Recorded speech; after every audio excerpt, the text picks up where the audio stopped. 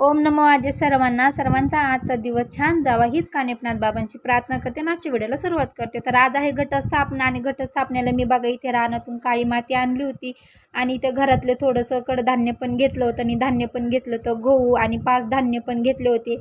आणि जे मार्केटमध्ये जे छोटे छोटे पुड्या भेटतात ना त्याच्यामध्ये बघा थोडे थोडे 5 धान्य असतात तर ते पण आणले होते मी इथे बाजारातून। आणि इथे नागिनीचे पानं पण आणले होते आणि थोडेसे तांदूळ घेतले होते वटी भरण्यासाठी आईची आणि आरतीसाठी पण, आणि फुलं वगैरे, आणि इथे घट आणला होता। तर इथे गुलाबाचं पाणी पण होतं कारण की साफसफाई केलेली आहे, पण जे ने म्हणजे घरामध्ये जी नकर्मकता ऊर्जा असेल ती बाहेर जावा त्याच्यासाठी। आणि इथे मी सगळे धान्य सगळे एकत्र करून घेतलं आणि घट भरायसाठी ना आपल्याला सगळे धान्य जे काही तुमच्याकडं असतील ते सुद्धा तुम्ही घरातले थोडं थोडे घ्यायचं, मार्केटमधलेच नाही टाकायचं। मेन तर आपल्या घरामधलंच धान्य लागतं घटाला। मग मी इथे परडीला सुद्धा आहे ना हळद कुंकू लावून घेतलं। आता आमच्या इकडे परडीच बोलतात, तुमच्या इकडे काय बोलतात तर कमेंट करून सांगा। आणि मग मी इथे सगळं धान्य आपलं मातीमध्ये टाकून घेतलं आणि सगळं एकजीव केलं आणि 5 वेळा मी हे आई राजा उदो उदो करून हे 5 वेळा मी टाकलं मातीमध्ये। आमच्याकडे तसंच बोलतात, तुमच्याकडे काय बोलतात तर कमेंट करून सांगा। आणि थोडं सगळंच नाही टाकलं कारण की थोडंच ठेवावं लागतं ताटामध्ये आणि माती पण मी थोडीशी ठेवली होती ताटामध्ये। तर मी इथे 5 वेळा इथे परडीमध्ये माती आणि जे धान्य मी केलं होतं तर ते सगळं एकत्र केलं, मातीमध्ये मिक्स करून घेतलं आणि म्हणजे परडीमध्ये मला आता टाकायचं होतं। तर मी हे पण 5 वेळाच टाकलं होतं, आई राजा उदो उदो असं बोलून मी हे 5 वेळा टाकलं होतं परडीमध्ये।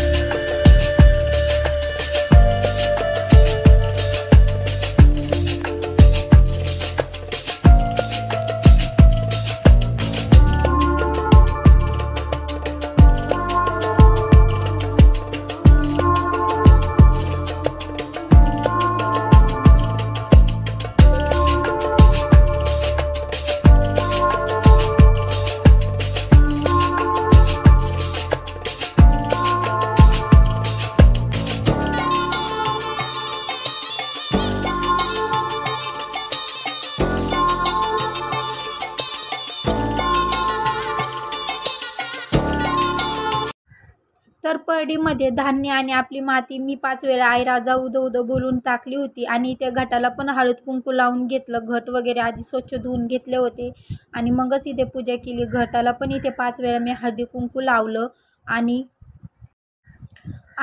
हे नागिनीचे पानं घटाला लागतात आणि इथे गुलाब पण घेतले होते। आणि इथे हा जो लाल धागा असतो ना तर हा आपल्याला त्या पुडींबरोबर हळदी कुंकाबरोबरच देतात ते लोक। तर हा आपल्याला घटाला बांधायचा असतो 5 वेळा। तर हा पण मी इथे बांधून घेतला।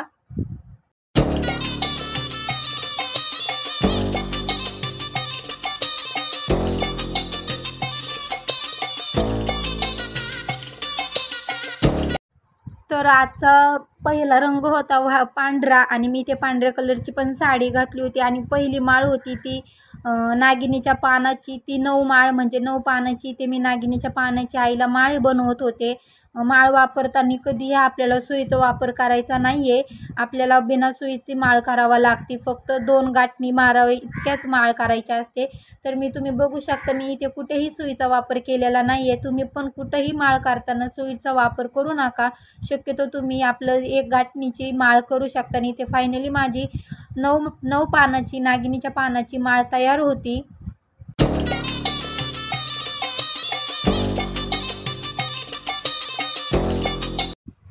मग इथे मी नारळाला मस्त म्हणजेच आईला इथे मस्तपैकी कुंकवाचा आणि हळदीचा मान देऊन इथे आईला मी मस्तपैकी कुंकू लावलं.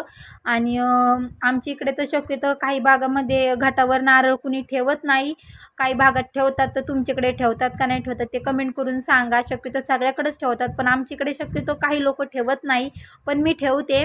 आणि मग मी इथे लगेच घट वगैरे मांडून घेतला परडीमध्ये. आणि इथे नागिनीचे पानं 5 पानं इथे घटाला लावून घेतले, कारण की आज नागिनीच्या पानाचं खूप महत्त्व राहतं. प्रत्येक पानं फुलांचं 9 दिवस खूप महत्त्व राहतं. 9 दिवस म्हणजे नवरात्रीचा शुभ दिवस राहतो, एकदम श्राद्ध. कारण की ह्या वेळेस आहे ना नवरात्र अवघे 10 दिवस आलेले आहे. दरवर्षी 9 दिवस येत असते, पण अवघे 10-11 दिवस आपल्यासोबत नवरात्र आलेली आहे ना. आपल्याला आईचा आशीर्वाद मिळवण्यासाठी आपल्याला 10 दिवस आहेत. तर किती भाग्याचा आहोत आपण की आपल्याकडे आईला मिळवण्यासाठी, आईचा आशीर्वाद मिळवण्यासाठी आपल्याकडे 11 दिवस आहेत. तर जेणेकरून जेवढं शक्यतो होईल सगळ्यांनी आईची जेवढी सेवा होईल तेवढी नक्कीच केली पाहिजे. मग इथे मी मस्तपैकी नागिनीचे पानं वगैरे लावून घेतले घटाला.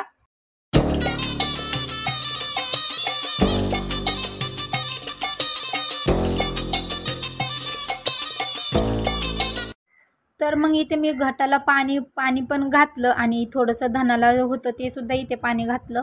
आणि इथे आईला सुद्धा इथं विराजमान केलं आणि घटावर आईला इथे बसवलं. मी व्यवस्थित बसवलं, कारण की 9 दिवस आपल्याला घट हलवायचा नाही ना. त्याच्यामुळे आता जे काय आहे ते व्यवस्थित घटाला मी ते बसून घेतलं.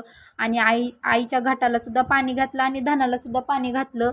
आणि मग इथे जे आईला असंच म्हणलं की जर माझ्याकडून काही गोष्टी घट बसवताना काही चुकल्या असतील तर मला क्षमा असावी, कारण की भोळ्या भक्तीने मी तुझा घट बसवला आहे. तर तुम्हाला तुझ्या चरणाशी घे आणि माझ्याकडून जे काही चुकलं असेल तर ते मला इथेच क्षमा कर. भोळ्या भक्तीने मी इथे तुझा घट बसवलेला आहे. तर मग मी इथे मस्तपैकी आईला गुलाब वगैरे वाहिले, कारण की गजरा आणायचा होता, वेणीसुद्धा आणायची होती. पण कारण की बाहेर आमच्याकडे 2 दिवस झाले लगातार पाऊस असल्यामुळे आमच्याकडे सगळं काही बंद आहे. आणि शाळा वगैरे पण बंद आहे. त्याच्यामुळे मग बाहेर आमचं जाणं येणं पूर्णपणे बंद आहे. तर मग मी इथे लगेच तुळजापूरची आईची मूर्ती ठेवली जी माझ्या घरामध्ये आहे. मग आईची इथे ओटी भरली. आईला इथे नारळ वगैरे पण ठेवलं होतं. आणि मग इथे सीताफळ ठेवलं होतं आईला फळ. आणि इथे आईला हळदी कुंकू लावलं. मी पण स्वतःला हळदी कुंकू लावलं.